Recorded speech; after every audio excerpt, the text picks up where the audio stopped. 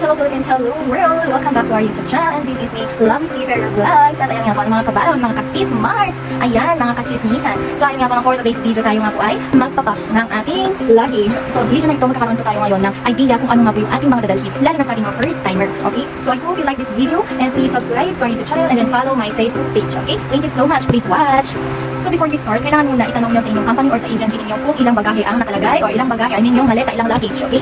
Yung intended na idadalhin ninyo dahil nakadepende po yan sa inyong mga ticket, okay? So sasabihin naman nila sa inyo during pre-embarkation kung ilan mo. Just like me, 2 luggage, pwede sa amin nadalhin na for check-in is 2 luggage, which is per luggage dapat may 20 kilos, okay? Hindi dapat mag-excess yun kasi nga po pwede kang magbayad na naman sa airline, I mean sa airport, kapag yan po ay nag-excess baggage. Ano ba yung excess baggage na yun? Excess baggage, ibig sabihin kung 20 kilos lang ang sinabi na per maleta natin, per luggage natin, dapat 20 lang. Pag lumampas po yan, may babayaran po tayo na additional fee sa airline, alright? So yun nga po importante na nalaman po muna natin dito na natin mabuti or makinig tayo during pre-embarkation or kaya sa ating pitos, okay? Pre-embarkation and pitos.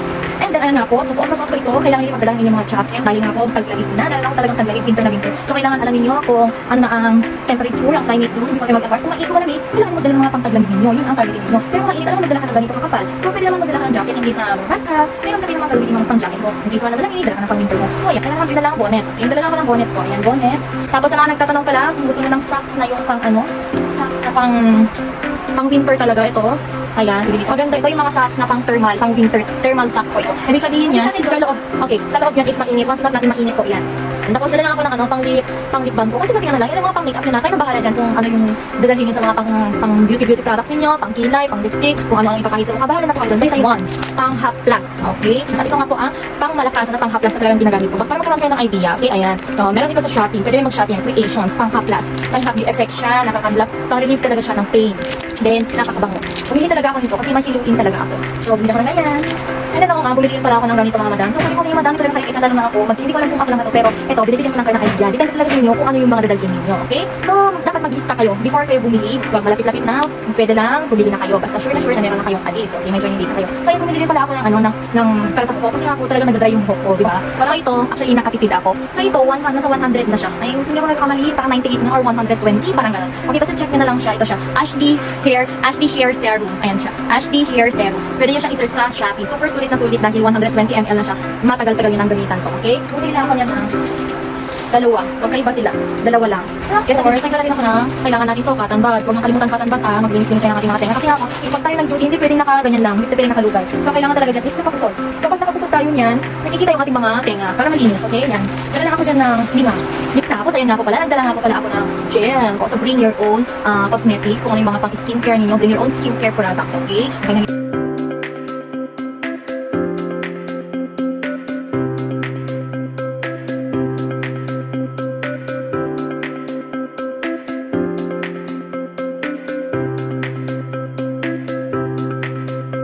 So, ayan nga po pala, no? Lalo na kapag may mga nakapak na ganito, tanggalin nyo na siya. Tanggalin nyo na siya sa lalagyan. Tanggalin nyo na sa lalagyan para ito hindi kumain ng space. Ayan, ganyan. Tanggalin nyo na para hindi kumain ng space. Okay? So, like this one. Ito din. Tanggalin nyo na siya para hindi kumain ng space. Okay? Tanggalin na yun. So, ayan, kung mapapansin nyo nga po, ano, nagugulat pa kayo. Kung mapapansin nyo nga po, ano, talagang madami akong dinadalang pang ganito, deodorant. Kasi kailangan niya, like, ito yung sa pangpaa. Ito yung sa pangpaa para hindi mamalo.